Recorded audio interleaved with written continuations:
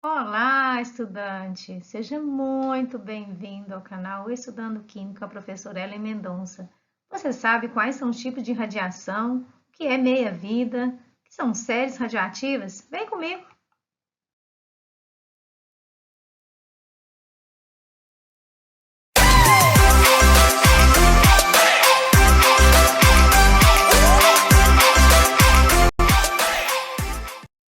Então, na aula de hoje, nós vamos estudar sobre os tipos de radiação química, quais são as suas características das emissões radioativas, o tempo de meia-vida de um radionuclídeo e as séries radioativas. Para o melhor entendimento do tema, vamos a alguns conceitos.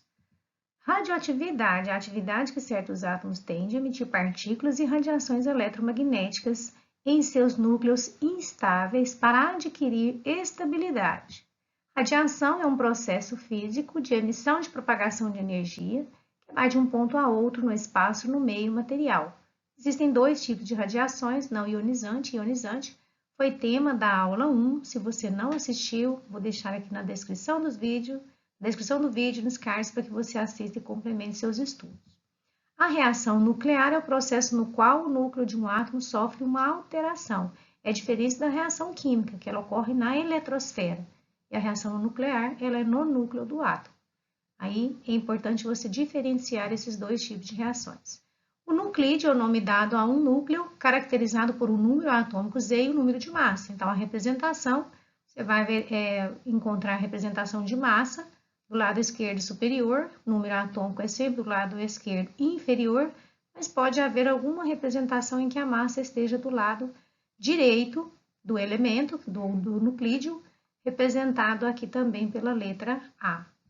E o radionuclídeo ou radioisótopo é o nuclídeo emissor de radiação. E como são representadas as partículas da radiação? Vamos lembrar inicialmente das partículas subatômicas, onde nós temos o próton, o nêutron e o elétron. O próton tem carga mais 1, massa 1. A simbologia, representada no número atômico em cima, número de massa em cima e número atômico embaixo. Da mesma forma, o nêutron, ele não possui carga, possui massa 1.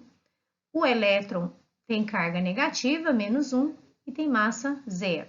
Quando falamos de partículas de radiação, nós temos as partículas alfa, beta, gama, neutrino e o pósitron.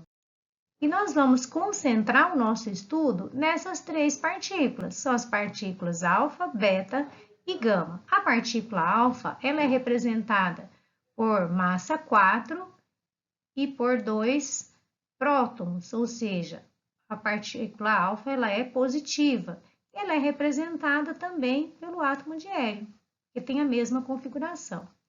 A partícula beta, ela tem massa nula e tem número atômico 1 elétron. Então, a representação do número atômico da partícula beta é uma carga negativa. A radiação gama, ou simplesmente raio gama, tem carga nula e número atômico nulo. Da mesma forma que o neutrino, o pósitron tem carga 0 e número atômico 1. Então, essa é a representação das partículas. Nosso estudo vai concentrar aqui nas partículas alfa, beta e gama. Os tipos de partículas existentes ocorrem com a emissão dessas radiações, alfa, beta e gama, compreendendo uma série de decaimentos. Essas partículas se transformam em outros átomos, como nós vamos ver na sequência dos próximos slides. Então, a partícula alfa, ela tem a característica, como nós vimos anteriormente, ela é constituída por partículas positivas, tem radiação lenta e pequeno poder de penetração. A representação é a representação de massa 4 e aqui 2 prótons, ou seja, 2 cargas positivas. A emissão beta é constituída de partículas negativas, tem alta velocidade e poder de penetração médio, enquanto que a emissão gama é constituída de ondas eletromagnéticas, não possui carga e possui maior poder de penetração em relação às partículas alfa e beta. A sua representação, como nós vimos anteriormente. Um comparativo entre as três partículas, enquanto que a radiação alfa ela pode também ser chamada de partículas alfa, é representado por 2 prótons e 2 nêutrons, então onde dá a massa 4, eles são representados pelo núcleo de hélio, representam carga positiva, massa 4. A penetração é baixa, a ionização é alta e ela ocorre um pequeno desvio, como ela é uma partícula positiva, ela vai ocorrer um pequeno desvio no sentido de cargas negativas, sendo atraída pelas cargas negativas. A partícula beta, ela é representada também pela radiação beta ou raios beta. Eles são elétrons, ou seja, são partículas negativas com carga -1 e número de massa 0. Alto poder de penetração, a ionização é média e ocorre um desvio grande, no sentido de atração das partículas positivas, uma vez que ela é negativa. E a emissão dos raios gama, ou também radiação gama, a penetração é altíssima, a ionização é baixa, porém ela não desvia. Se você comparar as três, ela é uma emissão de raios, ou seja, as radiações gama são ondas eletromagnéticas que possuem carga e massas nulas, emitem continuamente calor e têm baixa capacidade de ionização do ar e torná-lo condutor de energia elétrica. Como são representadas as partículas alfa e gama? Quando um núcleo, que é o núcleo inicial, emite uma partícula alfa, ele perde 2 prótons e 2 nêutrons. Possuem alto poder de ionização e a partícula alfa captura esses elétrons do meio, transformando-se em um átomo de hélio. Então, veja que o urânio ele emite uma partícula alfa e se transforma no tório. Já a partícula beta, ela tem menos um elétron do seu núcleo inicial. E essas partículas, elas são emitidas pelo núcleo instável, sendo representado por o beta, massa nula, e um elétron. O que ocorre? Na emissão de uma partícula beta, o núcleo tem uma diminuição de um nêutron. É onde o nuclídeo emite essa partícula beta, o seu número de massa permanece constante, veja que 214, 214, e o seu número atômico aumenta em uma unidade. Então, veja que se você analisar a emissão da partícula numa reação química fazendo o balanceamento da massa e do número atômico, você vai identificar qual é a partícula que está sendo emitida, ou pode calcular qual é o elemento que se transforma quando o radionuclídeo emite uma partícula alfa ou beta. O raciocínio ele é o mesmo. Veja o esquema da equação representativa das emissões radioativas alfa e beta. Veja que quando um radionuclídeo ele emite uma partícula alfa, ele tem a sua massa diminuída em 4 unidades, enquanto que o seu número atômico é diminuído em 2 unidades. Quando é emitida uma emissão beta, o radionuclídeo ele tem a sua massa permanece constante e o seu número atômico é aumentado em 1 unidade. Então, assim fica fácil de você identificar qual será o átomo, o elemento que vai se transformar quando um radionuclídeo emite uma radiação alfa ou beta. Ou as duas, que pode acontecer no caso, uma série radioativa, uma sequência aí de emissões. Vamos agora ao estudo das emissões radioativas referente à cinética, ou seja, com que velocidade um radionuclídeo emite uma radiação e essa radiação ela se desintegra, ou seja, isso está relacionado com o tempo de meia-vida, ou também é conhecido como período de semidesintegração. O que significa isso? É o tempo necessário para que a metade da quantidade de um radionuclídeo, ou seja, de uma amostra, ela sofra decaimento radiativo, até se desintegrar totalmente. Então, para você entender, trouxe aqui um esquema onde você tem a massa inicial, passa-se um período de meia-vida, ela se reduz à metade, passa-se mais um período de meia-vida, ela se vai reduzir a 1/4 da inicial, mais um período de meia-vida a 1/8 e assim por diante.